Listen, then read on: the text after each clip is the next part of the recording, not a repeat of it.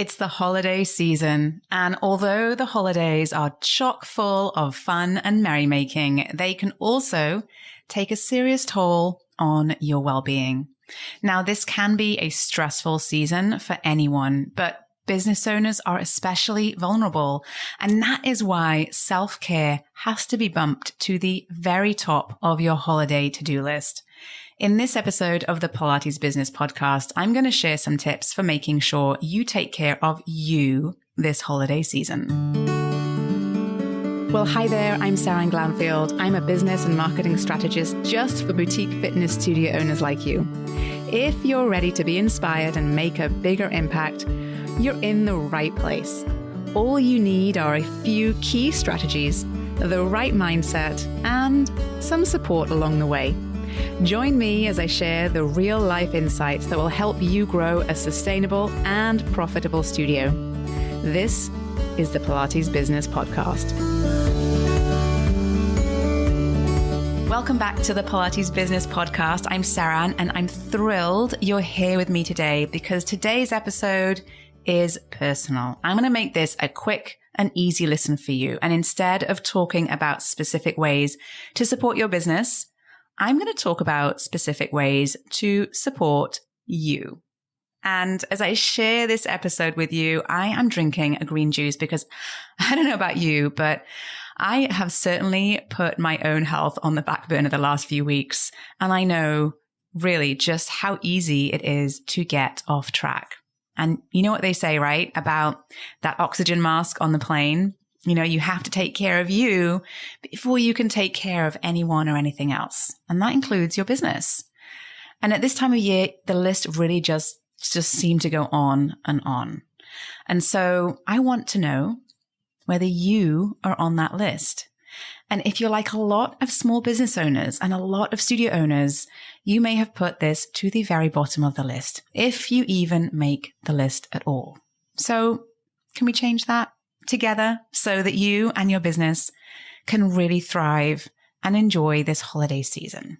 All right. So before we get into the heart of the episode, which is centered around self-care for studio owners, not for your clients, not for anyone else, but for you, for studio owners, I want to get one thing out of the way first. It's really easy to keep doing all the things because you can, but that is not necessarily the healthiest way for you to build and grow your business, or the healthiest way to take care of you. Self-care is not selfish. In fact, it is selfless. I'm going to say that again because it's so incredibly important. Self-care is not selfish. Truly, it is selfless. You cannot show up and meet the demands of running a business, being a leader to your team and to your clients, and serving your clients with the energy and passion that I know you have if you're running on empty. And we aren't even talking about all the other things you have going on in your life right now. You have a lot of people counting on you, okay? And the only way to show up and be your best for them, for your team, for your clients, for your family, for your loved ones, for your friends, and anyone else that needs you, is to take care of you. So when you think about it from this perspective, self-care is actually a completely selfless act. You have to take care of yourself in order to take care of business. Okay, so now that we all agree and we've got that out of the way, let's talk about how to practice self-care, especially now during this absolutely bananas time of year.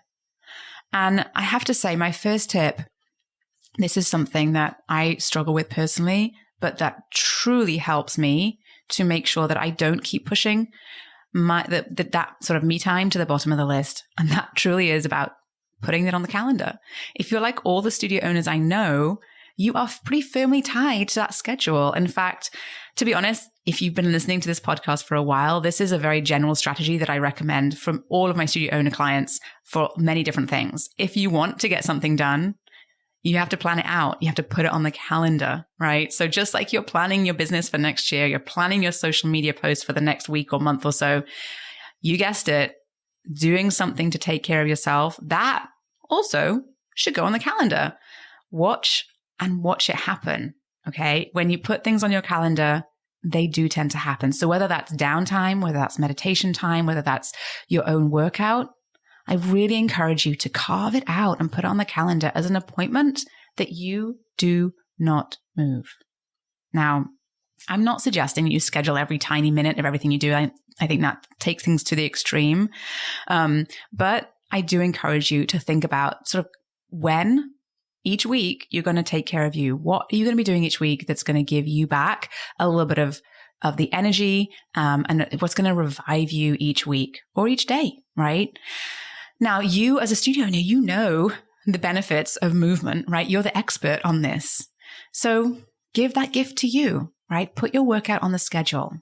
If you want to work out 4 times per week, first thing in the morning, block that time off on your calendar, okay? I know from being a busy mom and a busy business owner and working with hundreds of studio owners that this is one of those things that does actually make you feel not so good about doing what you do. If you aren't able to squeeze that workout in yourself, if you aren't able to get the benefits of what you're preaching for others to do, then it doesn't make you feel good. So I want to help you make you feel good. I want to see you feel great. So let's pop that workout. If that's what you want, pop it on the calendar. All right. And, the next tip I have is also related to your daily schedule too. And this is something that I think I kind of have to have this conversation with every studio owner that I work with at some point. All right.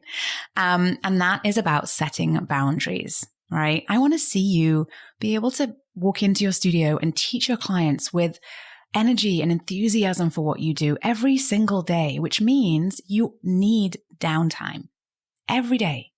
And I know that you have 1,000 balls in the air and you can keep juggling all of them, right? And you can keep going and you can keep doing all the things. But at this time of year, with all of those added demands of social engagements and family events and playing Santa, you have even more on your plate than usual. So just give yourself some downtime, okay? Decide what hours of the day you're going to be on and which hours you will be off every single day. And stick to it. Okay. So let's say that you are someone who frequently communicates with your clients via text. I see this a lot, especially with small studios. There's a lot of text messaging that takes place between teacher and client around scheduling and rescheduling, especially this time of year, right? The schedules are people are off of their usual routines. But that doesn't mean that you have to reply to a client at 9:00 at night. You don't have to. You don't need to. You can put that phone down. You can switch on that do not disturb, and you can reply to those text messages at a reasonable business hour. All right. Whatever that looks like for you. Okay. So no matter what happens then is that you get that time back to you. You can put your phone away. You can log off. You can be disconnected and uninvolved in your business between, say, the hours of 7 p.m. and 8 a.m. the next morning. And I'd be really careful about how easy it is to get sucked back in to checking and replying quickly, because it's only going to take just a minute or two to reply. But what happens is mentally you're draining yourself and you're putting your head back into business mode. And when we switch tasks like that, it's actually quite exhausting and taxing. So I really encourage you to really set those boundaries and really stick to it. You do need downtime. You do need to be able to turn it off and tune out and be away from the studio so that you can come back the next day with energy and passion and enthusiasm and excited to be there. So give it a try over the next few weeks, perhaps with a slightly shorter work day, and just see what happens. Okay. So my last tip for getting the self-care you need during the holiday season is all about mindset, which I do talk about a lot inside of my Thrive group program. Mindset is key in business ownership and in life. And in order to take care of your well-being during this really fast pace and quite demanding time, you might need to just sort of switch and adjust your mindset a little bit. Now, this is not the time to roll out a huge, massive new marketing campaign, hire a bunch of team members, host a teacher training. Probably not the best thing to do at the end of the year where you perhaps don't have the energy, perhaps your clients are not focused either. This time of year is busy. It's stressful. So take it easy on yourself and adjust your expectations. Please know that you're going to be a little bit overscheduled, perhaps a little bit short on sleep. So give yourself a little bit of grace this time of year. Please understand that, you might feel a little bit run down at some point, and you might feel like you might want to be prepared for that. I really encourage you to be very realistic about what you'll be able to achieve and accomplish over the next couple of weeks, especially if you are traveling to see family. Maybe you'll be away from the studio and relying on other people to run it for you. Perhaps you're going to be spending a lot more time with your family and juggling a lot of things right now. So make sure you're aware of that so that you don't end up pushing yourself and overwhelming yourself and not having the opportunity to truly enjoy this very special time of year. So allow yourself the leeway to not be perfectly on point and productive, okay, during the holidays. Don't tell yourself that you're going to do these amazing big things. You're going to write those emails. You're going to work on that campaign for January. It's okay. Give yourself downtime. Take the time off. Accept that you'll only be able to do so much, and you're not going to be responding immediately to every email. You're not going to be responding to every social media post or every gift or everything that you need to be doing. Give yourself grace and flexibility, and your well-being will be preserved as a result. Okay. So there you have it.